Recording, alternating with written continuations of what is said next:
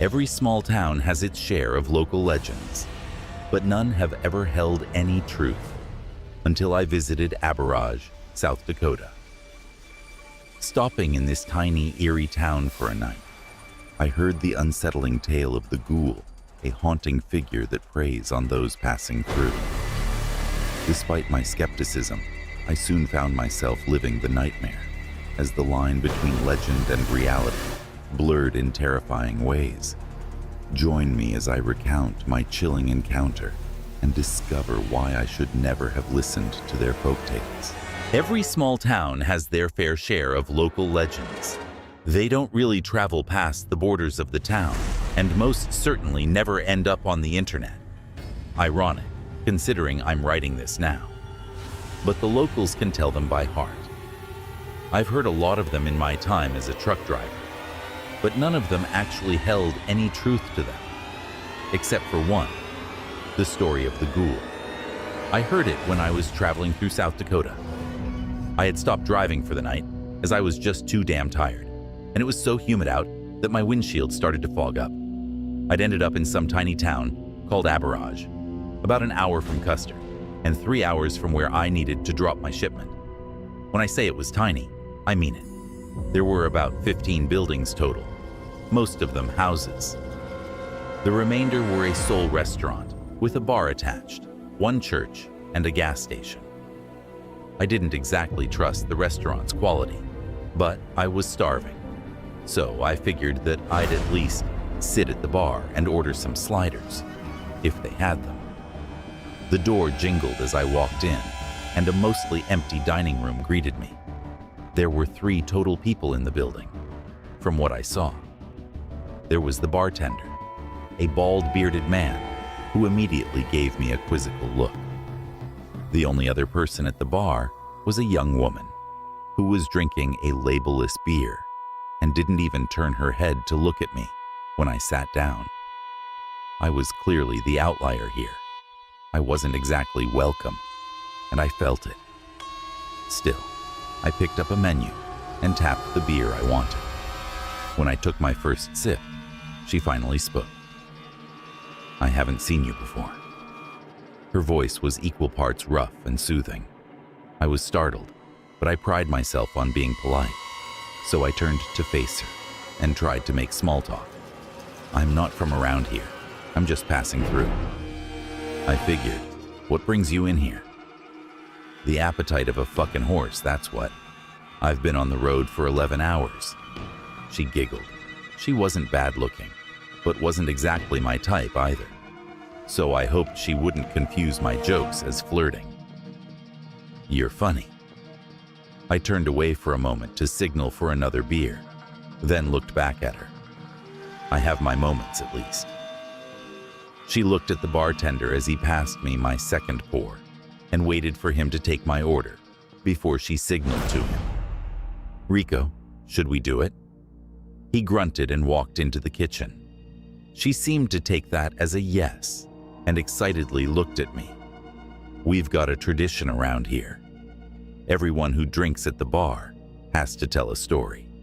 It's nothing crazy, but we only have 23 people living here, so we're always itching to hear something new." I'm not a very interesting person, all things considered. You would think I had some crazy stories after traveling around the country, but I really never left the road long enough to see stuff like that.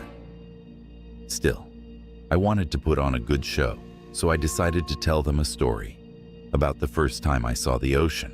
As I munched on my onion rings, I tried to make it as fantastical as possible and admittedly embellished the details a bit. I'd never actually seen a killer whale before, but they didn't need to know that. By the looks of it, the woman was captivated with the story and sat there the whole time with her chin in her hands and her bright eyes trained on mine. I finished spinning my tale and turned back to face the bar, placing a 20 on the counter as a tip. I was about to say goodbye when the woman halted me with a slight smirk on her face. "You got a good speaking voice. Thanks for telling us your story. I want to tell you one too." I was dead tired, but my manners prevented me from refusing, so I smiled and signaled to her to continue. It's the same one I tell everyone who comes through here, because it's the one that sticks with you the longest. I nearly jumped out of my chair when the bartender finally spoke. It wasn't even directed at me, but it caught me off guard. The one about the ghoul again? Yes, sir, unless you got a better idea. He remained silent. She looked at me and began her story. The ghoul was a local ghost story about something that haunted people who passed through the town. It was a long, pale figure that would only speak one word at a time. It would start haunting someone once they heard its story and wouldn't stop until they were dead. I sat there, relatively entertained, as she described the ways that the ghoul would make people go missing, but I obviously wasn't buying it. But you want to know how you can be sure that the ghoul is after you? How's that? It makes you see stuff, man. Stuff that isn't really there. It'll make you see it, feel like it's real. To me, this story just sounded like a bad drug trip or an excuse to get me to stay in town. I was blinking in and out of consciousness when she finally finished and decided I'd head back to the motel before she decided that story time would continue. To me, this story just sounded like a bad drug trip or an excuse to get me to stay in town.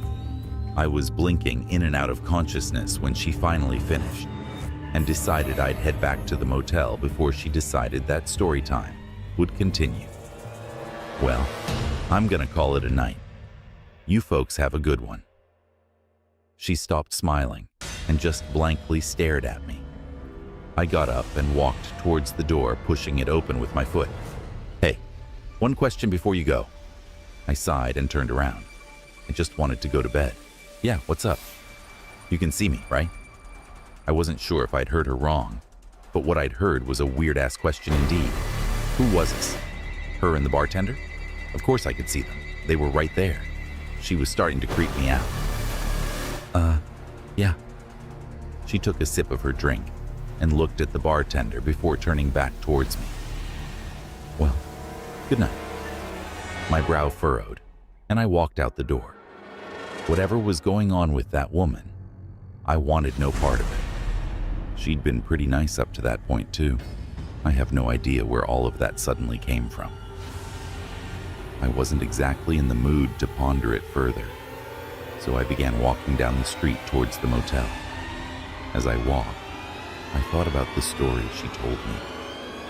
Why was that the story she told to people who passed through town? Some sort of scare you into staying tactic like I guessed, maybe. I wasn't sure. I unlocked the door to my room and after brushing my teeth, tucked in for the night. I woke up to a knock at the door. I rubbed my eyes and groaned. I didn't feel well rested at all. I rolled over and grabbed my phone off the bedside table, squinting as the bright light hit my eyes. It was 3 o'clock in the morning. What someone could want at this hour, I had no idea, but I wasn't about to entertain it. I put my phone back and shut my eyes, hoping that whoever was there would go away. The second knock jolted out whatever grogginess I had left in my system. It was much louder than the last one, like someone had slapped the palm of their hand onto the door. I jumped out of the bed and laid on the floor, hoping that they wouldn't try the handle. I had to get to the door and lay against it. Whatever unsavory character was trying to open it was still pounding, and I didn't have confidence that the shitty motel door would hold. I crawled on my hands and knees to the other side of the room, and as my bare back pressed against the cool, scratched wood, the pounding suddenly stopped. I was horrified that I would hear the handle turn or feel the door give out from behind me after a kick. But none of that happened. Instead, I hear shuffling from behind the door, which gave way to a single word, breaking the silence. Open. It was no louder than a whisper, but in the deafening silence, I heard it clearly. My heart sank, and I tried to process what I'd just heard. It didn't sound like anyone I knew, obviously, but it also didn't really sound either male or female. I tried my best not to move and held my breath. Please, open. Every hushed word pumped a dose of adrenaline directly into my system. Whoever was out there was either sincerely in need of help or trying to coax me to open the door so they could do God knows what. I had to stay put. If I went to grab my phone, I was afraid that the door would fly open and I'd have to face whoever it was. I sat there for what felt like hours. As I was starting to fall asleep again, much to my dismay, I heard footsteps walking away from the door. I inched away from the door as they got quieter and was almost at the bedside table when I looked up. The bathroom door, which was open before I went to bed, was now closed. I froze, unsure of what to do. When the pounding started from the other side of that door, I shot up, grabbed my phone and keys, and sprinted towards the bedroom door. As I flung the door open, I heard heavy footsteps not far behind me, along with the familiar voice. No. It kept repeating it so calmly, following behind me. I bolted down the stairs, running through the parking lot towards my truck. As I jumped into the driver's seat, I felt something hit the door. I didn't want to turn. I didn't want to look, but I did. Standing outside of my door was a twisted face. The eyes were the size of baseballs and were peeled open, fixed directly on me. The mouth hung open, as if the jaw couldn't close at all. It didn't have a nose or ears or any other features on its face. We sat looking at each other for what was most likely seconds, but may as well have been eons. Without moving its gaping mouth, it spoke. See, me. By this point, I pieced together what was happening and jammed the keys into the ignition. I floored it onto the road and didn't breathe until the town was nothing but a faint light in the distance. I was exhausted and could barely keep my eyes open. I yawned and slapped myself on the cheek in an attempt to wake myself up, but could feel myself drifting off. But I was feeling something else too, a sense of dread right in the pit of my stomach. Taking my eyes off the road, I cautiously turned my head to the left. It was still there. Its head was directly centered in my window now, smiling at me. I swallowed the urge to scream and looked back at the road. It couldn't get in and couldn't affect me if I didn't look at it. But what it could do was talk. In its low, haunting voice, punctuated with guttural growling. You see me? It repeated that for hours. I'd almost forgotten what silence was like by the time the sun rose. As the dawn broke and the light began to fill my eyes once again, it went quiet, and only the sound of my tires traversing the bumpy road remained. I looked to the left and saw trees through my window. Nothing was blocking it anymore. I arrived in Dupree shortly after and didn't even help the factory workers unload the shipment. I just sat in the driver's seat, smoking a cigarette and thinking to myself. When someone knocked on my window, I nearly had a heart attack. It was the factory supervisor, who I'd called to sign off on the product. You doing okay? A couple of my guys said you didn't look so hot. I cleared my throat and put my cigarette out in the ashtray. I looked over at him and managed to smile. Yeah, I'm all right. Long night, though. Barely got any sleep. Had to leave at 3 a.m. 3 o'clock in the morning? How far away were you that you just now got here?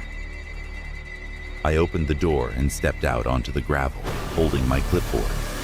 It felt good to make small talk after what I'd been through. I was up in Aberage. Odd little town for sure. Aberage? I've never heard of it. I looked at him, expecting him to be kidding me. His brow was furrowed, and he looked concerned for me, if anything. I pulled out my phone and showed him my delivery tracking app, which had marked where I'd stopped for the night. It's right about here." He looked away from the phone and at me, with serious concern on his face now. "I've been hunting out there. There's nothing there but woods for miles." As I drove away from Aberrage, the chilling events of that night stayed with me, a haunting reminder that some folk tales are best left unheard. The ghoul, whether a product of my imagination or a real entity, blurred the line between legend and reality in terrifying ways.